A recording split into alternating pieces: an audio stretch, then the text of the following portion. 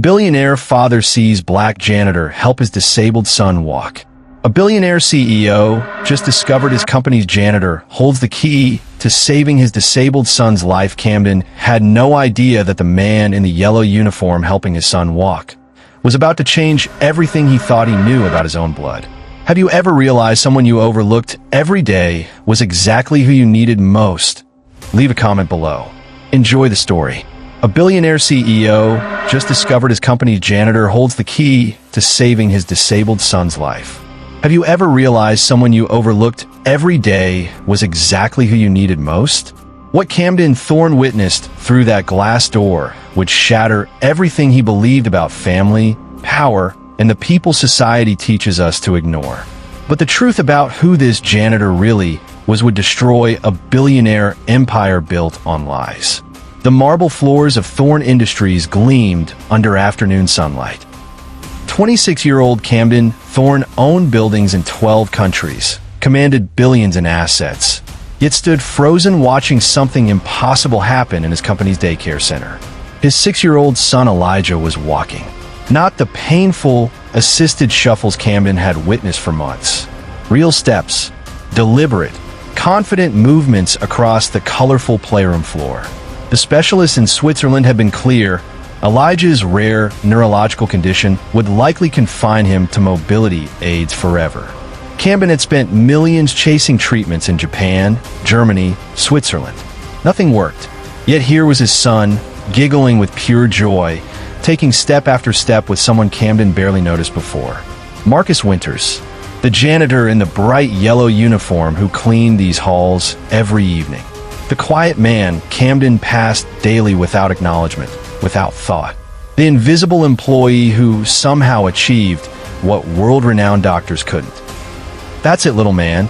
Marcus's voice carried warmth that made Camden's chest tighten. Feel the ground under your feet. You're stronger than you know.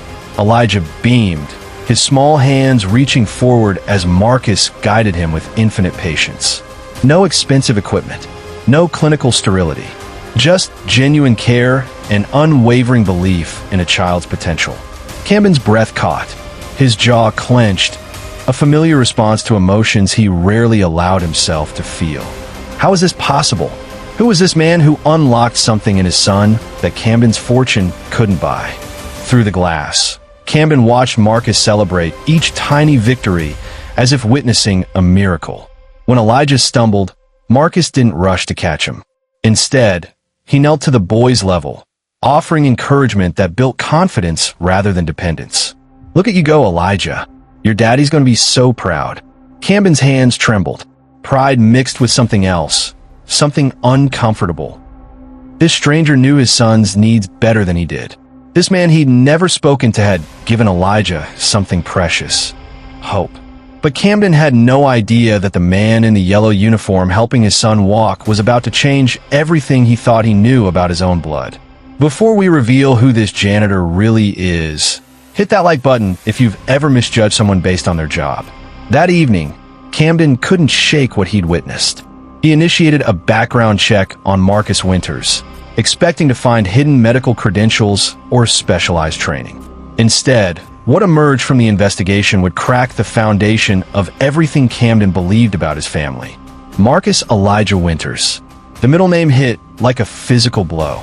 The boardroom at Thorne Industries buzzed with the kind of casual cruelty that powerful men mistake for business wisdom. Harrison Blackwood, Camden's father's longtime associate, straightened his silk tie and delivered what he considered professional insight.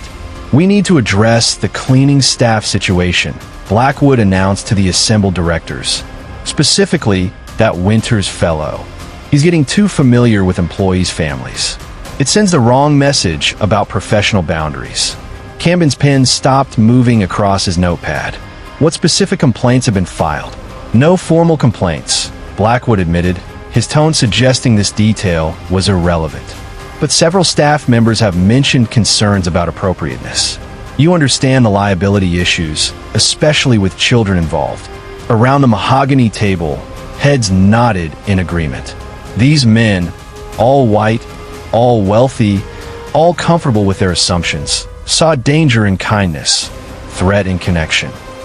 Marcus's natural warmth with people, his ability to make children feel safe and valued, was being twisted into something suspicious. "The man's too friendly," another director added. "Makes people uncomfortable. There's something about the way he talks to the kids that doesn't sit right." Camden understood perfectly.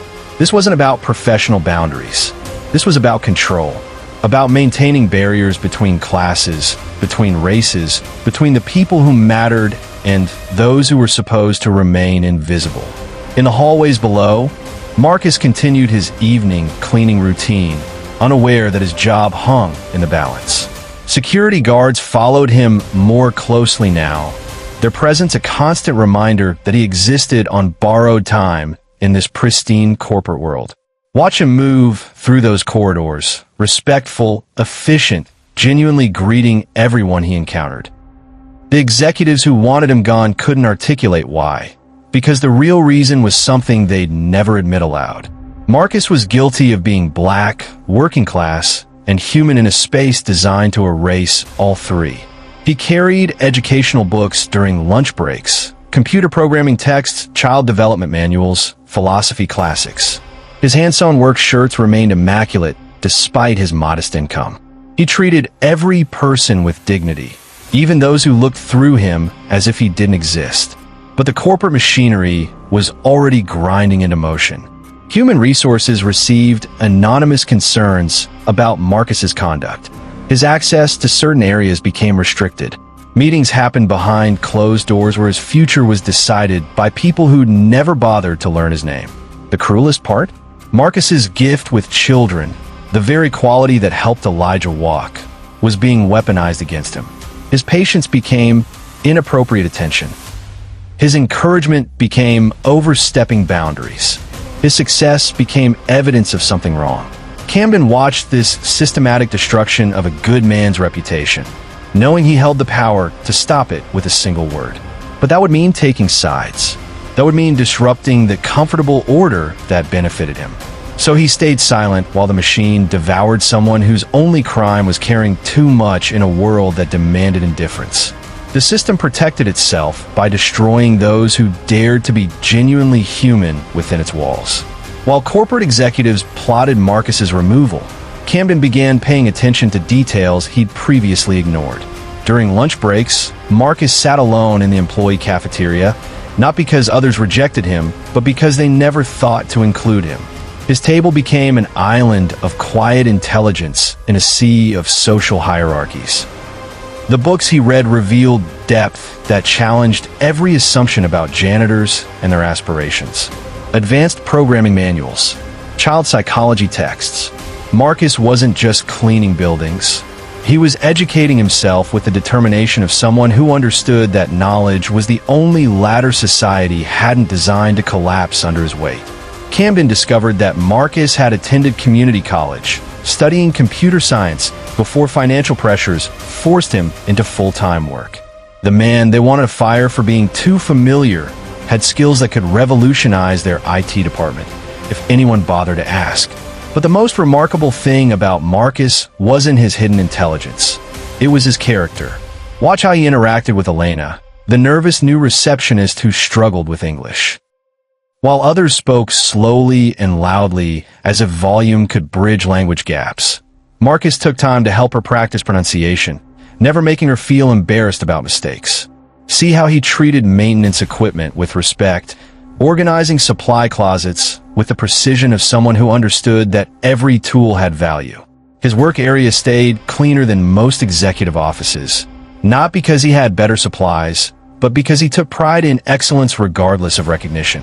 Most telling was his relationship with other employees' children who visited the building. Parents relaxed when Marcus was around because children gravitated toward his genuine warmth. He remembered their names, their interests, their struggles. Kids who were shy with adults opened up to Marcus because he saw them as complete people worthy of attention. With Elijah, this gift became something extraordinary. Marcus had intuitively understood what expensive specialists missed. That the boy needed emotional confidence before physical progress could follow. He celebrated small victories, provided patient encouragement, and created safe space for Elijah to risk failure without fear. But here's what Camden couldn't have known. Marcus Elijah Winters carried more than his middle name in common with the Thorne family.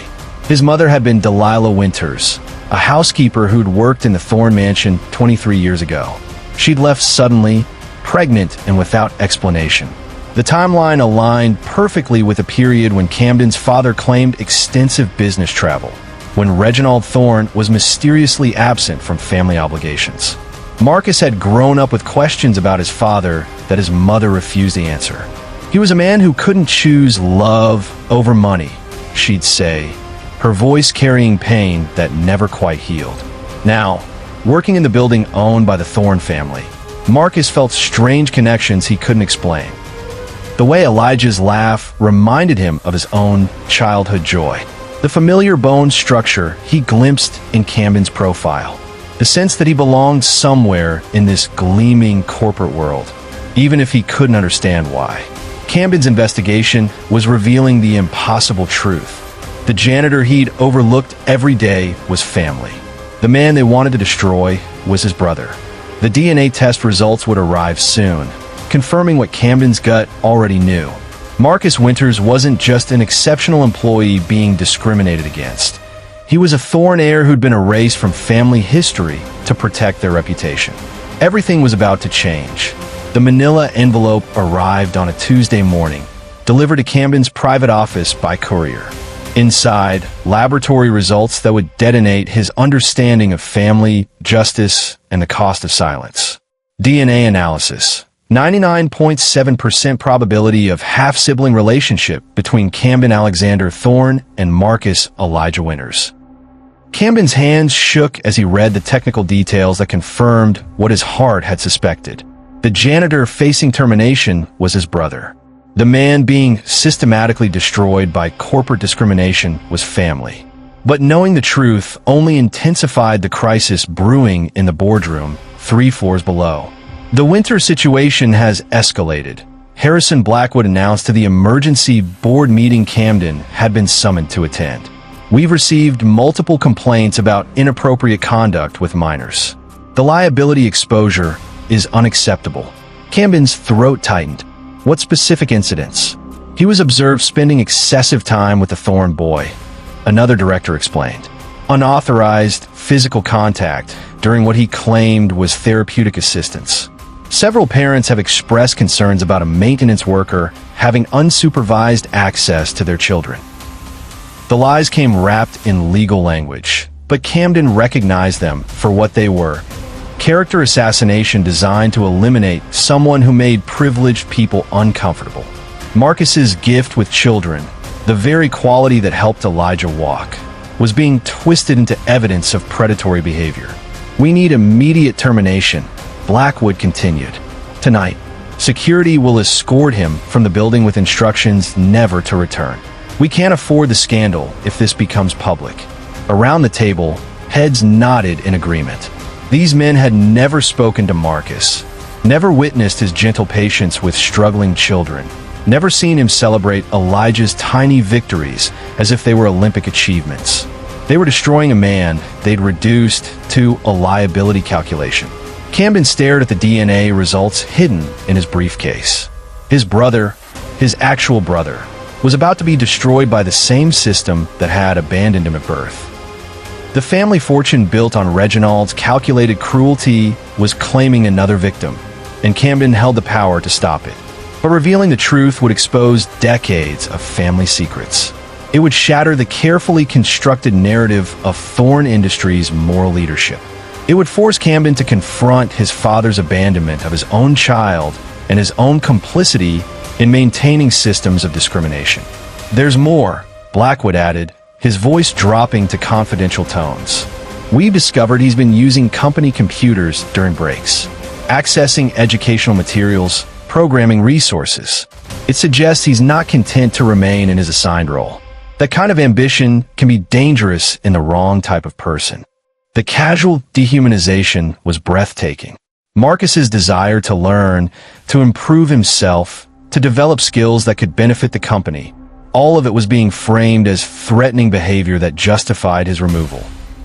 Camden thought of Elijah asking why his favorite helper might have to go away. He thought of Marcus's mother, Delilah, dying alone and poor while the Thorne family accumulated wealth built on her son's erasure. He thought of his father's cold calculation that had destroyed 2 lives to protect 1 reputation. The breaking point had arrived. Camden could maintain his comfortable silence and watch his brother be destroyed, or he could choose truth over convenience, justice over comfort. But first, he needed to confront the man whose choices had created this crisis. Comment below if you think Camden should confront his father about this betrayal. That evening, Camden drove to his father's mansion in the hills, carrying DNA evidence that would either heal his family or destroy it completely.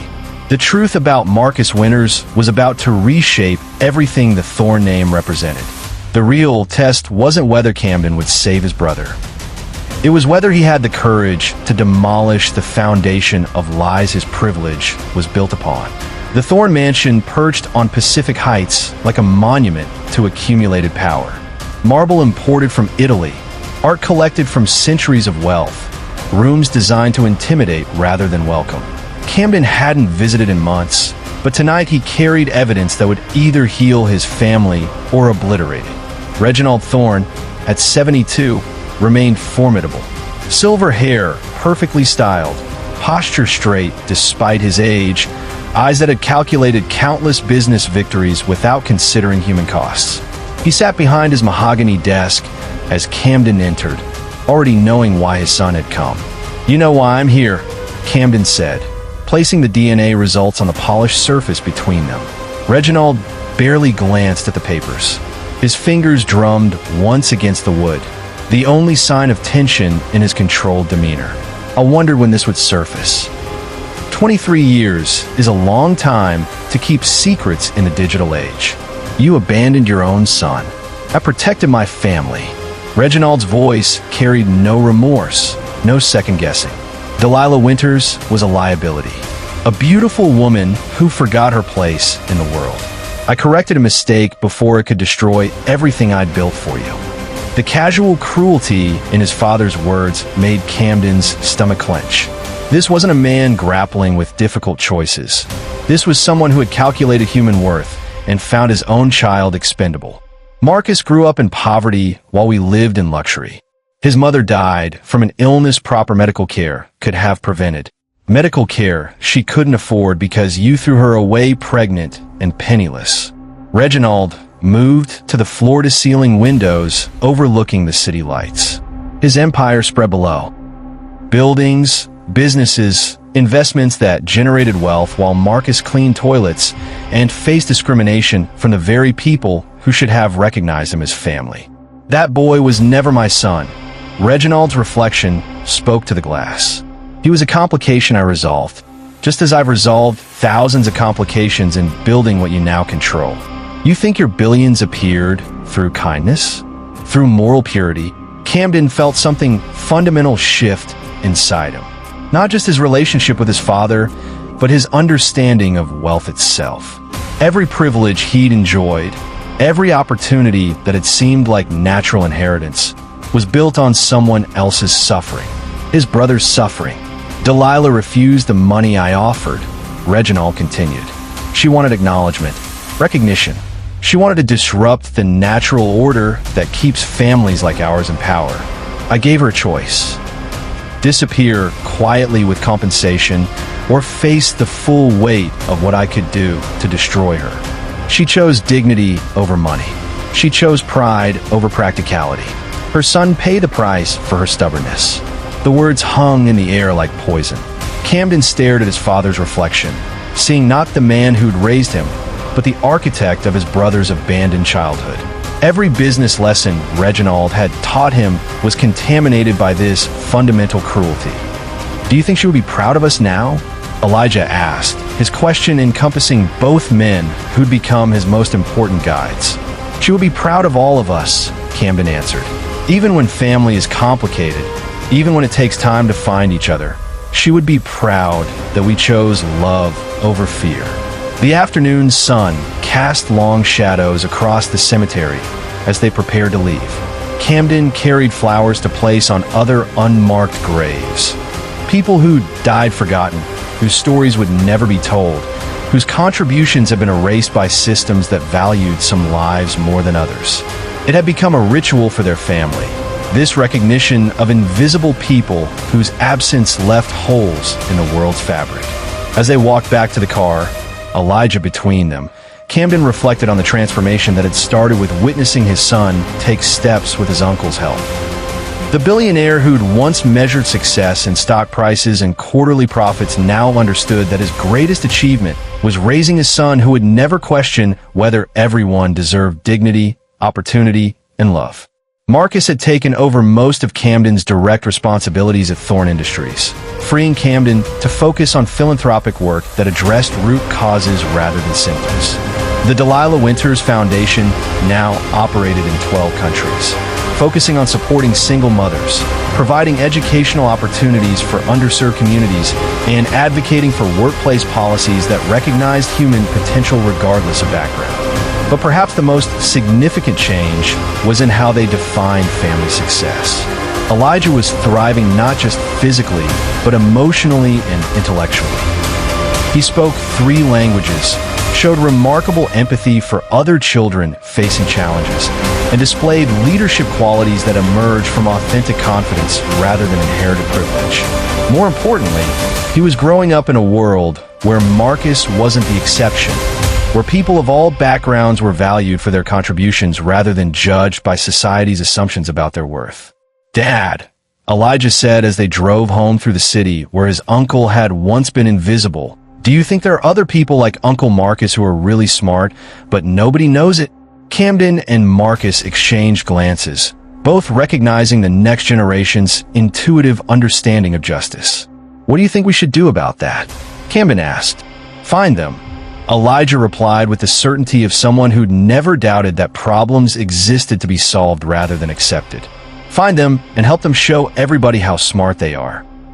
Camden smiled, realizing that his son had articulated the mission that would define their family's future. Not just accumulating wealth, but using resources to reveal hidden potential in people society had trained itself not to see. The Thorne legacy was no longer about building empires on other people's erasure.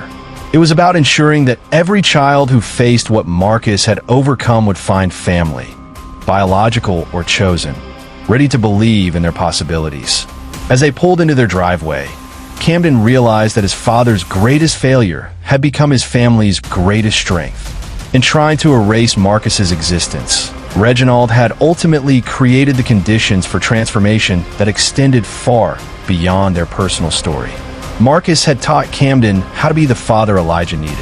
Camden had learned that real wealth was measured in relationships, opportunities created for others, and systems changed to reflect justice rather than privilege. But most importantly, they discovered that family was indeed about more than blood. It was about the courage to acknowledge truth, the wisdom to learn from each other, and the commitment to ensure that love triumphed over the forces designed to keep people apart. What would you have done in Camden's position when you discovered the truth? Do you think Reginald deserved forgiveness for abandoning his son? Have you ever discovered that someone you overlooked had exactly what you needed?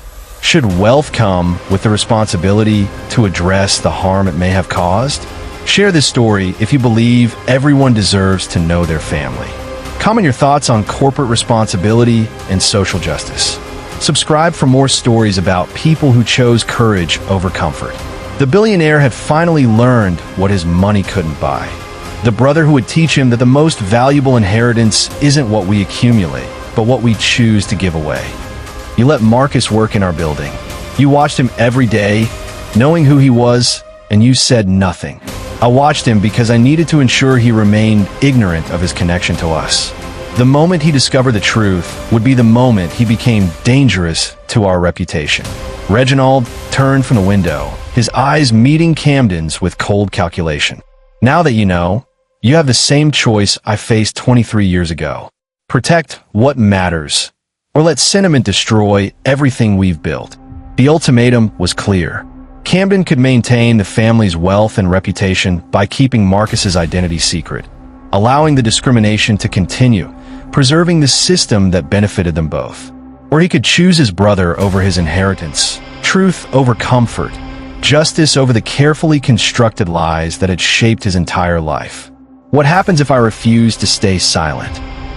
Then you'll discover exactly how far I'll go to protect this family's legacy. Marcus Winters will face far worse than job termination. I have resources you haven't even imagined, connections that can make people disappear from any opportunity they might pursue. His life can become very difficult, very quickly. The threat was delivered with the same calm tone Reginald used for business negotiations. Camden's father wasn't just protecting secrets. He was prepared to actively destroy his own son to maintain control. Camden walked to the door, his father's DNA evidence still sitting on the desk like an accusation neither man could escape. The choice before him was bigger than saving Marcus's job. It was about choosing what kind of man he wanted to become, what kind of legacy he wanted to leave his own son. Behind him, Reginald's voice followed. You have 48 hours to decide. After that, the Winters problem gets resolved permanently, with or without your cooperation. The war between father and son had begun, with Marcus's life hanging in the balance. Camden spent the next day watching Marcus work, seeing his brother with completely new eyes. Every interaction became evidence of the character their father had tried to erase. When Marcus helped elderly Mrs. Chun from accounting navigate the confusing elevator system, Camden saw patience inherited from a mother who had raised her son to treat everyone with dignity. When Marcus spent his lunch break tutoring teenagers from the local high school who came to use the building's free Wi-Fi, Camden witnessed intelligence that could have flourished with the opportunities Camden had taken for granted. But time was running out. Reginald's 48-hour deadline approached while the board prepared Marcus's termination. Camden faced an impossible choice. Reveal the truth and risk his father's retaliation against Marcus, or stay silent and watch his brother be destroyed by the same system that had abandoned him as a child. The decision came during another crisis that showcased Marcus's hidden brilliance. Thorne Industries' main server crashed during a crucial presentation to international investors. The IT department scrambled with expensive solutions while millions in contracts hung in the balance. Technical experts flew in from Silicon Valley, but hours passed without progress. Marcus approached Camden quietly during the chaos. Mr. Thorne, I might be able to help. I've been studying network architecture in my spare time. This looks like a configuration problem I've seen before. Camden stared at his brother. This man facing termination who still offered to save the company that was destroying him. Show me. Within 20 minutes, Marcus had identified and resolved the server issue that had stumped teams of specialists. His elegant solution not only restored the system, but improved its efficiency beyond original specifications. The presentation proceeded flawlessly, securing contracts worth tens of millions. Camden seized the moment. In front of the assembled board members who had voted for Marcus's removal, he announced his brother's contribution to saving the deal. Ladies and gentlemen, I want you to meet the man who just saved our company millions in contracts. Marcus Winters, who you've been trying to fire for being too competent for his assigned role. The boardroom fell silent. Harrison Blackwood's face flushed with embarrassment and anger. These powerful men have been exposed as fools who nearly destroyed someone whose skills exceeded their own. But Camden wasn't finished. The moment had come for complete truth. There's something else you need to know about Marcus. Something that's going to change how this company operates, how we treat our employees, and how we define family. Marcus looked up from the computer terminal, sensing something significant approaching. Camden met his brother's eyes, seeing recognition dawn even before the words were spoken. Marcus, we need to talk privately. What I'm about to tell you will sound impossible, but I have DNA evidence to prove it. 20 minutes later, in Camden's private office, the truth finally emerged. We're brothers, Camden said simply, placing the laboratory results on his desk. Your father is Reginald Thorne. My father, our father. Marcus was quiet for a long moment, his intelligent eyes processing information that explained so many unanswered questions from his childhood. When he spoke, his voice carried no surprise. only confirmation of something he'd always sensed. I wondered why Elijah felt so familiar to me, why helping him seemed so natural, why working in this building felt like coming home, even when people treated me like I didn't belong. You do belong. You've always belonged. Our father tried to erase you to protect his reputation, but you're a thorn whether he acknowledges it or not. Marcus stood and walked to the window overlooking the city. Below, people moved through their lives unaware that justice was finally arriving for someone who'd been invisible too long. What happens now? Marcus asked. Now we choose what kind of family we want to be, what kind of company we want to run, what kind of world we want to leave for Elijah. Camden joined his brother at the window. I'm promoting you to Director of Accessibility Programs, effective immediately. Your salary will reflect your actual value to this company, not society's assumptions about janitors. And we're restructuring our hiring practices to ensure no one else gets overlooked because of prejudice. But the real transformation was just beginning. Marcus turned to face Camden, his expression serious. I don't want revenge against the people who discriminated against me. I want to change the system so it doesn't happen to others. Can we do that? Camden smiled, recognizing the character that made Marcus extraordinary. Where others might have sought payback, his brother chose progress. Where bitterness might have taken root, wisdom flourished instead. We can do that, but first, we need to deal with our father. Like this video, if you believe family is about more than just blood. The brothers stood together, planning not just Marcus's rise, but the dismantling of systems that had kept them apart. Reginald's deadline was approaching, but Camden had made his choice. He was choosing his brother over his father's approval, truth over comfortable lies, justice over inherited wealth. The real battle for the Thorn legacy was about to begin. The confrontation with Reginald came sooner than expected. Word of Marcus's promotion spread through corporate networks faster than Camden anticipated. Within hours, his father appeared in the executive suite, his usual composure cracked by fury at his son's defiance. "You naive fool." Reginald's voice carried decades of accumulated coldness. "Do you have any idea what you've done? The board is demanding explanations. Stock prices are fluctuating. You've created exactly the scandal I spent 23 years preventing." Camden stood behind his desk, no longer the obedient son seeking approval. Marcus sat beside him, not as an employee, but as family finally acknowledged. "I've corrected a 23-year-old injustice. Marcus is staying. He's family, whether you admit it or not. He's a liability with a birth certificate. Nothing more." Marcus spoke for the first time since Reginald entered the room, his voice steady despite the magnitude of the moment. "Mr. Thorn, I don't want anything from you. No apologies, no acknowledgement, no money. I just want to work here with dignity and help other people avoid what I experienced." Reginald's laugh was bitter. "Dignity? You think dignity pays for the empire you're now destroying? You think moral superiority builds the wealth that employs thousands of people? Maybe wealth built on abandoning children isn't worth preserving," Camden replied. The words hung in the air like a declaration of war. Reginald's eyes moved between his sons, the heir he'd groomed and the son he'd discarded, understanding that his control over both was ending. "You'll regret this choice. Both of you. I have connections you can't imagine, resources that extend far beyond this company. Make me your enemy, and you'll discover exactly how powerless good intentions are against real power." But as Reginald left the building, something unexpected happened. The very board members who'd voted to fire Marcus began approaching Camden with support for the changes he was implementing. The server crisis had demonstrated Marcus's value in ways that transcended racial prejudice. Corporate leaders who'd never questioned their assumptions were suddenly seeing the waste of human potential their biases had created. Harrison Blackwood faced the most dramatic reversal. The man who'd led the charge against Marcus found himself isolated as other directors embraced the company's new direction. Within weeks, he quietly resigned rather than adapt to policies that valued competence over connections, merit over familiar comfort. Marcus's new position as Director of Accessibility Programs became the foundation for sweeping changes throughout Thorn Industries.